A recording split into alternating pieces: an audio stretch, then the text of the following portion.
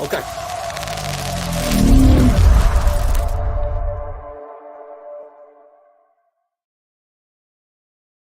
Welcome in, everybody, to the Summit City Sports Report. We have a special guest today. It's Warren Central head football coach Mike Kirschner. Coach, thanks so much for joining us. Well, thank you for having me.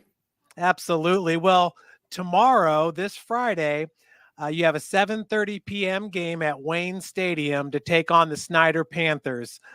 Coach, first off, just how did this matchup come to be?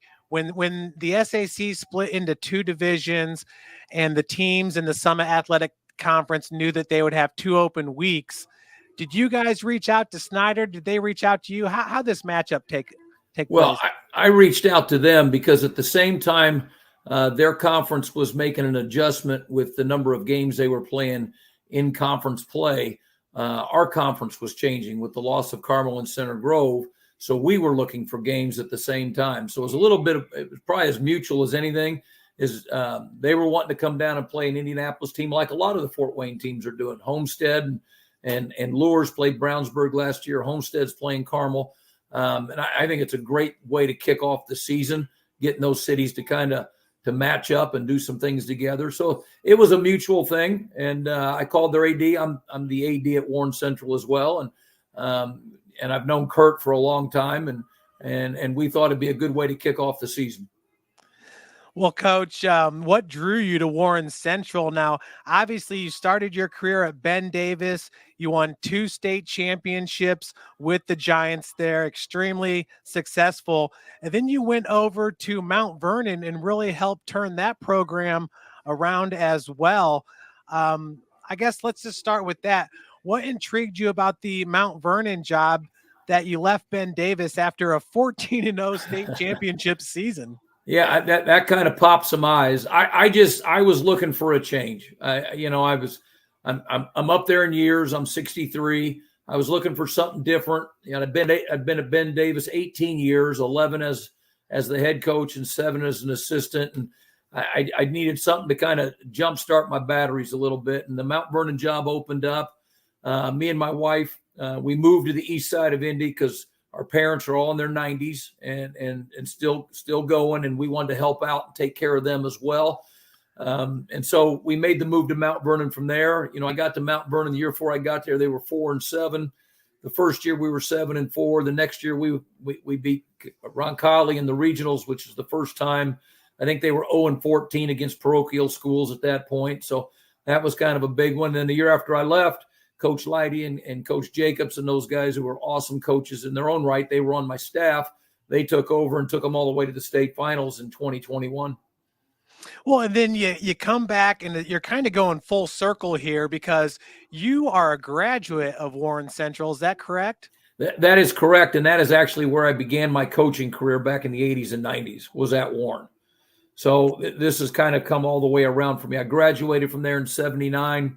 Had played for a Hall of Fame coach, Jerry Stauffer, Lee Dilk, Larry Willen, just some of the greatest coaches and mentors you could ever grow up with as a kid on the east side. And so when Warren called me to see if I'd come back in 2021, I kind of jumped at it, started there in January of 2021, and we were in COVID, so there was no school, there was no lifting, there was nothing going on. So it was kind of a weird way to start it off, but it was an interesting and challenging way to start off. Yeah, that's saying it. 2020 was pretty challenging, I think, for a lot of people, Coach. I definitely understand where you're coming from with that. And, you know, since you've been there now, you're starting your 4th season. Did you feel like the rebuild to get this program back to that state championship level has been as easy as you thought it would be, or maybe a little bit more difficult this time around? Well, I never sugarcoated. It's been tough. I've done some things that I could have done better as a head coach, even though I've been coaching now for 40. This is my 41st season. Felt like I didn't do some things I could have done to help the program along. When Coach West left, he'd won a couple state titles. He did a fantastic job. Yeah. But you know, with when him leaving, the coaches left with him. So I had to go out and find a whole new staff and do some things like that. And with us not being in school, I mean, we started when I got there in January. I didn't see the kids until March, because that's when we finally went back to school in Warren Township. And so that put us a little bit behind the 8 ball. And it's been a learning curve. You know, everywhere I've gone, I've had to find new things I need to do things differently, because kids are different, communities are different. You know, Warren's not the same community I grew up in 1975, 76, 77, in that period. But you know, we feel like we've done some good things. One of the things I always tell people, you know, I hope when it's all said and done that I'm not judged by wins and losses. I know that's what the communities do. That's what media does. That's just what people do, you know. And but in the end, the national average for a high school senior that plays football to go to college is about 5.5%. In my 11 years at Ben Davis, 3 at Mount Vernon, and going into my 4th year at Warren, I'm averaging just over 50% of my kids get some sort of aid to play football at the college level. I've had kids go all over the country, from California to New York to Florida to Texas, and they're playing and they're graduating and they're getting to live out their dreams, which to me is way more important. Although losing kills me, I mean, it still eats me up at age 63. But I try to remind myself what the end game is, and that's better people, better husbands, better fathers. Absolutely. And football is a great sport to help develop all those qualities you're talking about. Coach, yeah, you've got some good players that are going to be going on to the next level. I'm looking at Damian Shanklin, Yep. your edge rusher, #1 ranked in the state, going to LSU. We got Tyrone Burris Jr. going to Louisville. And then you got an offensive lineman, Cameron Herron, going to Iowa. Coach, I'm looking at your stats from last year, and you guys almost returned everybody. How fortunate do you feel that you return those guys in the trenches, along with JJ Finch, who's the #1 ranked player in the class of 2026? Yeah, we're pretty fortunate. We've had some really good kids that have bought in. I showed up in, like I said, the winter of 2021, and these kids were 8th graders. And we started working them out in the evenings because, you know, we weren't in school, so they were open in the evenings. We started working with them. So that was the first group I actually got to meet and start working with. So that was a lot of fun. They're good kids. All 4 of those kids, they do what they're supposed to academically in the classroom and on the field. You know, we're pretty fortunate. You know, we return 9 full-time starters on defense. And 8 on offense. We lose 3 really good linemen, which is going to be a real test for us tomorrow night. You know, they've got the Blakey kid, which I'm just going to tell you how old I am. I coached his dad when he was a state championship fullback for us at Warren Central in 2001 and 2002. Adam Blakey, the dad, still talks to my wife on Facebook on a regular basis. So, kind of going full circle here when you start seeing kids of players you coached, you know, showing up and playing, and he's going to be a real test for us. You know, I know they returned a couple other kids that played some role positions for him, but he's special in his own right. You know, as well as my kids, he's pretty good. So. Yeah, there's no doubt about that, Coach. Blakey returning as a defensive end, might see some time at tight end this year also for the Panthers. You know, and looking at it last year, you were working in 2 different quarterbacks with Jackson and Dennison. Have you guys, are you still going into the season maybe platooning, or is one of the guys kind of rose above the other? Well, we really didn't platoon. Jackson was our starter, and he dislocated his elbow against Ben Davis in the first quarter, week 5. And that's when Anthony came in, and Keith came back late in the year and was able to play a little receiver, but really couldn't play quarterback. He's a really good baseball player too. So just a great kid. Keith has since moved to defensive back for us. Anthony's competing with another young man by the name of Jaden Rivers, who transferred in from Hammond Bishop Knoll over the winter. Parents moved down here, and so those 2 are competing for time. Last week in the scrimmage, they split time. Well, then how about your returning running back, McMoore? Yeah, he's really good, tough-nosed kid. has overcome some real challenges in his life. The other running back in there that had a lot of touches too was James Clark, who's I say challenges. He lost his dad. Dad died when he was young. Mom remarries. Stepdad dies from cancer. He's just battling some things. So we returned both those. Then we also had a move in. Kendall Garnett moved in from Westfield, 1,200-yard rusher at Westfield last year. He's moved in for us this year as well. So there's 3 kids there that are probably all going to get touches, especially early in the season till we find out what works. Coach, is it safe to say that the strength of this team is the defensive line, or is there another position group that maybe we're missing? I definitely think it's our defensive line, and one of our best defensive linemen.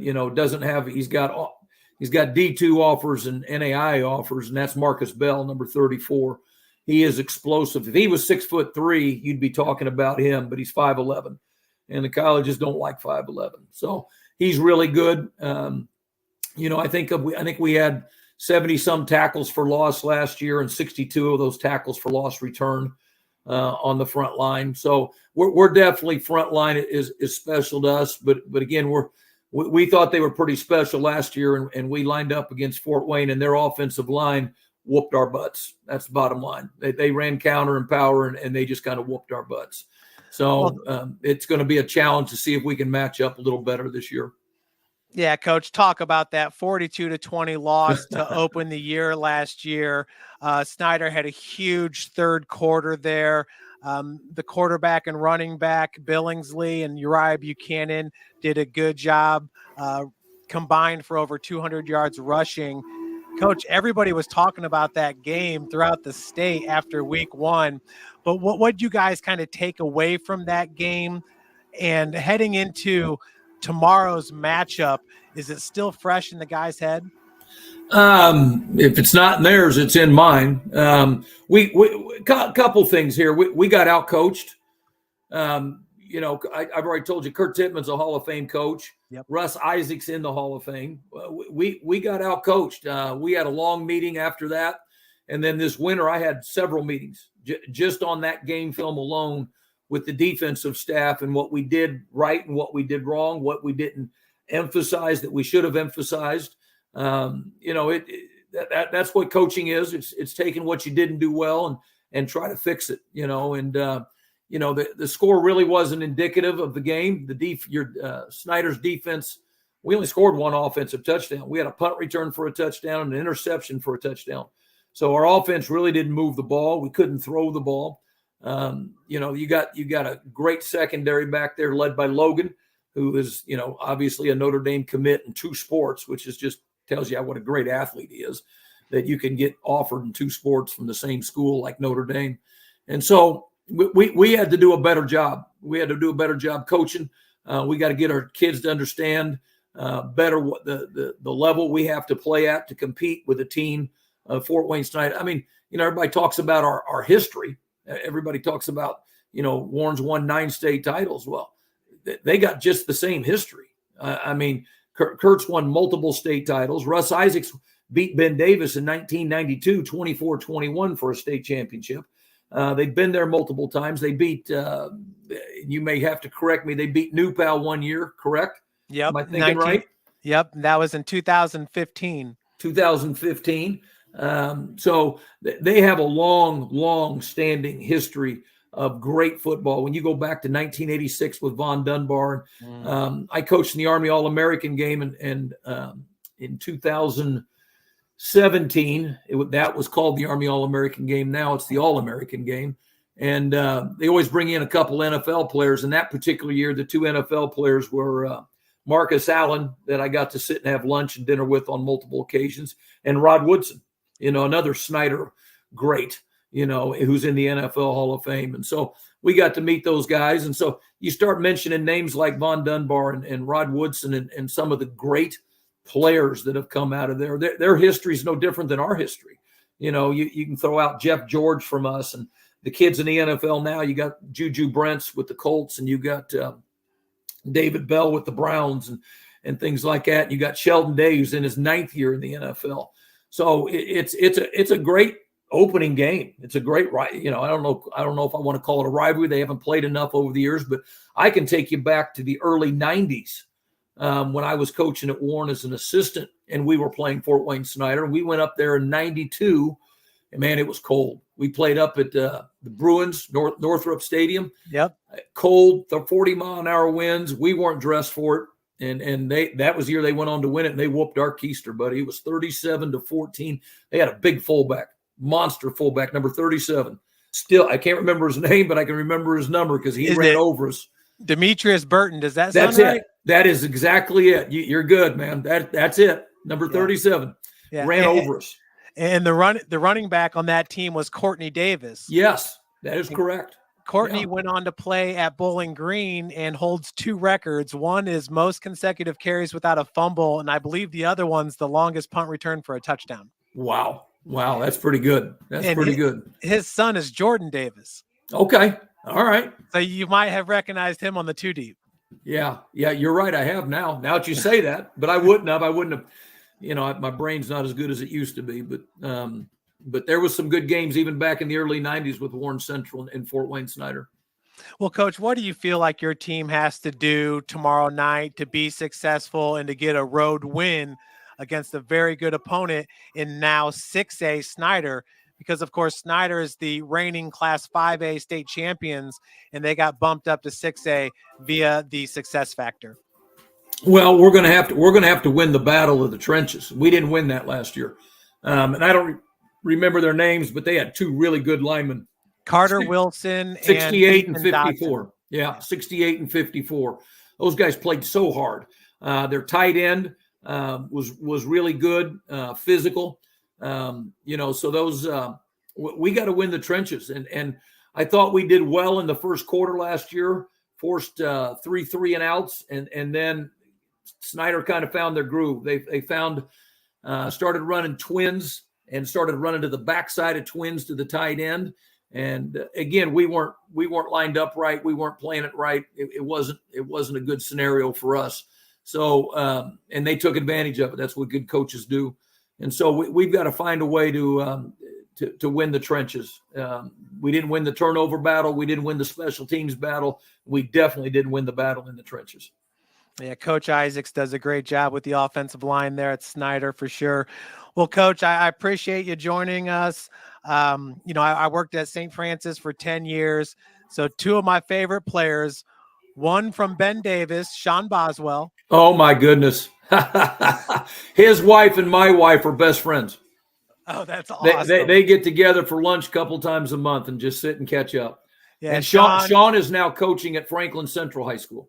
Oh, good for him. Yeah, what a great guy. He also played some semi-pro ball in France. Yep, for several years. And Monte McDowell's another one. Monte and Marlon McDowell are family to us. Yeah. They used to come over this true story. They'd come over on Sundays. I'd be at school working. They'd come over, and my wife and them would go grocery shopping to figure out what they wanted for dinner at my house. And we get invited to anything that happens with them. They are awesome young men. Yeah, they have a unique ability of making everybody feel like their family, I think. That is correct. You're not kidding.